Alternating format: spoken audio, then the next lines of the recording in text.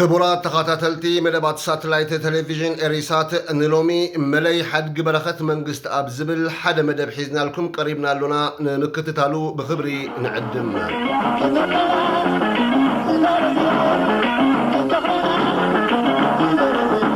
መለይ ሓድጊ በረኸት መንግስት ኣብ 1938 ኣብ ሃዘጋ ተወሊዱ ሃዘጋ 10 ኪሎ ሜትር ካብ ከተማ ኣስመራ ርሕቓ ትርከብ ገጠርያ ኣብ ተዓዲ ድማ ዓብዩ ካብ ንእስነቱ ናይ ሙዚቃ ዝንባለ ነበሮ ሻምብቆ ድማ ክፃወት ጀመረ ድሒሩ ድማ ክራር ከኣለ ወለዱ ኣብ ዓሌትና ዋጣ የብልናን ኣቋርጾ ኢሎም ኣሸገርዎ በቲ ዝገብርዎ ጸቕጥታት ግን ንሙዚቃን ክራርን ከግድፍዎ ከቶ ኣይከኣሉን በቲ ዝበጽሖ ጸቕጥታት ተቐሲቡ ድማ ዓዲ ገዲፉ ኣስመራ ኣተወ ካብ ከተማ ኣስመራ እውን ኣርሒቑ ክኸይድ ብምሕሳብ ኣብ 1961 ዓመተ ምህረት ጠቕሊሉ ናብ ኣዲስ ኣበባ ከደ በቲ ዝነበሮ ልዑል ናይ ባህሊ ትግርኛ ክእለት ኣብ ኦርኬስትራ ቲያትር ናይ ሃይለ ስላሴ ሕጂ ብሄራዊ ቲያትር ክጽምበር ከኣለ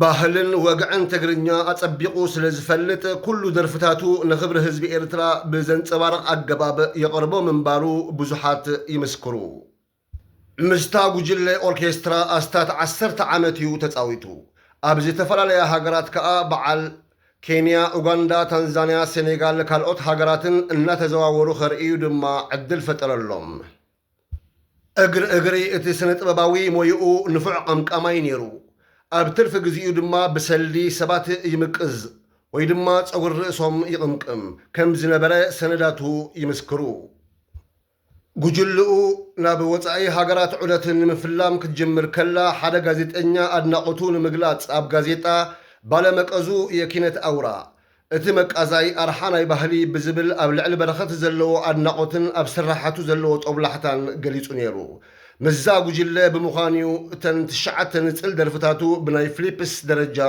ዝቐረጸን ባህር በረኸት መንግስት ኣብ ነዛ ጉጅለ ኣብ 1973 ሙሉእ ብምሉእ ገደፋ እዚ ድማ ቅድሚ ሓደ ዓመት ሃይለ ስላሴ ካብ ስልጣኑ ምውራዱ ኣቢሉ ማለት እዩ ኣብ 1970ታት በረኸት ካብቶም ብኢድ ዝቁፀሩ ኣብ ትካል ሬድዮ ኢትዮጵያ ደርፍታቶም ዝስማዕ ዝነበረ ትግርኛ ደርፍታት ደርፊ በረኸት መንግስት ኣብ ዝርከብዎ እዩ ነይሩ እዚ ድማ ህርመት ክራሩ ምስ ስኒት ድምፁ ቀጻሊ ይስማዕ ስለ ዝነበረ ንህቡብነት በረኸት መንግስት ኣብ ኤርትራን መላእ ኢትዮጵያን ዓብይ ግደ ነይርዎ እዚ ከምዚሉ እናቐጸለ ምስ በዓልቲ ቤቱ ጽገ ገብረሃንስ ቤት ሙዚቃ ከፊቱ ክሰርሕ ጀመረ ነቲ ዝፈትዎ ሞይኡ መታን መቐጸልታ ክህልዎ ብዝብል ከዓ ኣብ ኣዲስ ኣበባ መቃልሕ ጓይላ ዝስማ ጉጅለ ኣቆመ በረኸት ምስ ካልኦት ኤርትራውያን ስነ ጥበበኛታት ብምዃን ኣብዛ ጉጅለ ኮይኑ ሓያሎ ስራሓት ዓየዩ ደርፍታቱ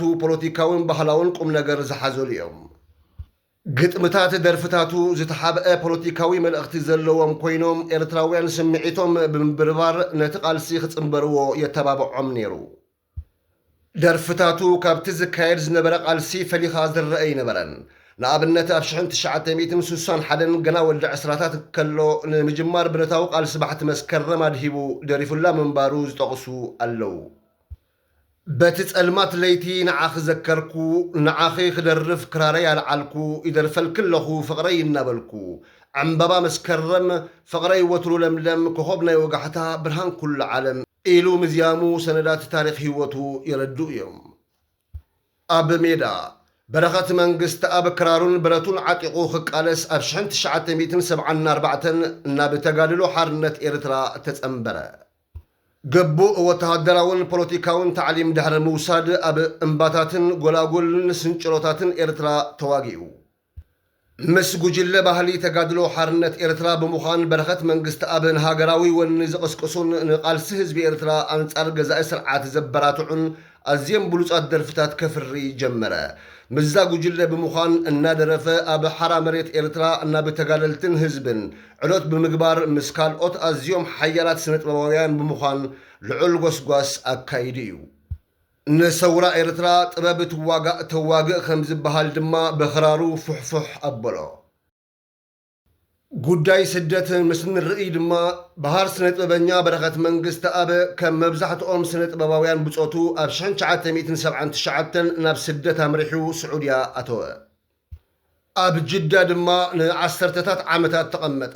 ኣብ ስዑድያ ኣብ ዝነበረሉ እዋን በቲ ዝፈትዎ ሞይኡ ኣብ ስዑዲ ዓረብ፣ ሱዳን፣ ጅቡቲ ዑደት ብምግባር ምርኢት ኣቕረበ። እዚ ከምዚ ኢሉ እንከሎ ኣብ 1980 ቀዳማይ ተሳትፍኡ ኣብ ሰሜን ኣሜሪካ ኣካይዱ። ኣብ ስዑድያ ብምዃኑ እውን 10 ካሴታት ሓደስቲ ደርፍታት ክሕትም ከኣለ።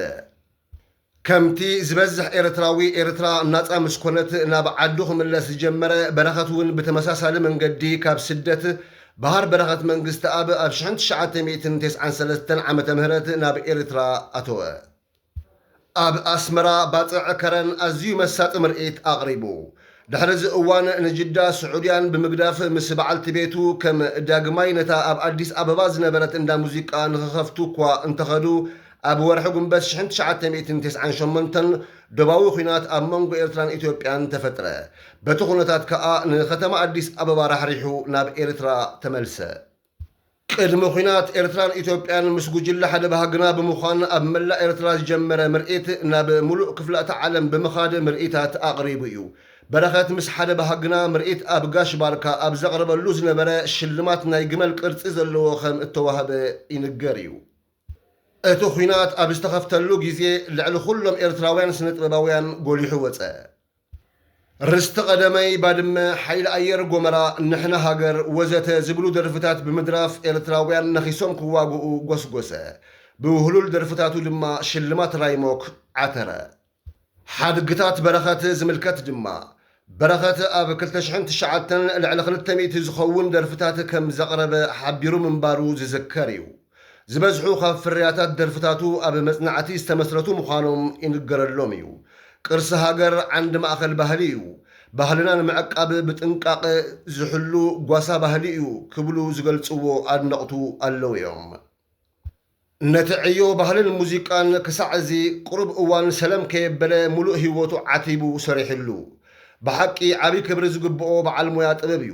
በረኸት ሙዚቀኛ ጥራይ ኣይነበረን። እኩብ ድሙር ድምፂ ናይቲ ዝሓለፈ ቃልሲ እዩ። ደርፍታቱ ንህዝቢ ከበሳን መታሓትን ብዘጣምር ግጥምታት ኣተሓሒዝዎ እዩ ዝብሉ ወሃብቲ ርእይቶ ይርከብዎ እዮም። ነቶም ኣብ ቃልሲ ዝነበሩን ስደት ዝነበሩን ብሓደ ከም ዝደርፍዎ ብምግባር ኣብ ሓደ ባይታ ኣምፂእዎም። ቃልሲ ወለዶታት ኤርትራ ምስ ሕጂ ዘሎ መንእሰይ ኣተኣሳሲርዎ። ደርፍታቱ ኣስማት ደቅናን ኣሕዋትናን ባንዲራናን መለይ ተባህለ። ንወለዶታት ድማ ሓላገት ናይ ዘይተፀዓድነትን ተስፋን ኮይኑ ይመሓላለፍ ኣሎ። ሕልፈት በረኸት ወላውን ኣብ ግዜ ዕቤቱ ምድራፍ ኣየቋረፀን እዩ። ኣብ ሃገራዊ በዓላት ይኹን ኣብ ባህላዊ ፌስቲቫላት ከይተረፈ ዝኣመሰሉ ይሳተፍ ነይሩ። ንኹሉ ግን መፈጸምታ ኣለዎ። እዚ ዘይፀዓድ ኣርማ ሓድነት ድምፁ ፀዓት ዓንዲ ባህሊ ህዝቢ ኤርትራ ብዕለት 12 ሕዳር 2025 ካብዚ ዓለም ብሞት ተፈልዩ ኣሎ። ተዘክሮታት ስነ ጥበባዊ ስራሓውቱ ግን ኣብ ልቢ ኩሉ ኤርትራዊ ነባሪ እዩ። ጽንዓትን ቤተሰብን መቕርብን ይሃብኩም ንብል። ክቡራት ተኸታተልትና ንሕጂ ዝሓዝናዮ መደብ ኣብዚ ንዛዝም። ሰላም።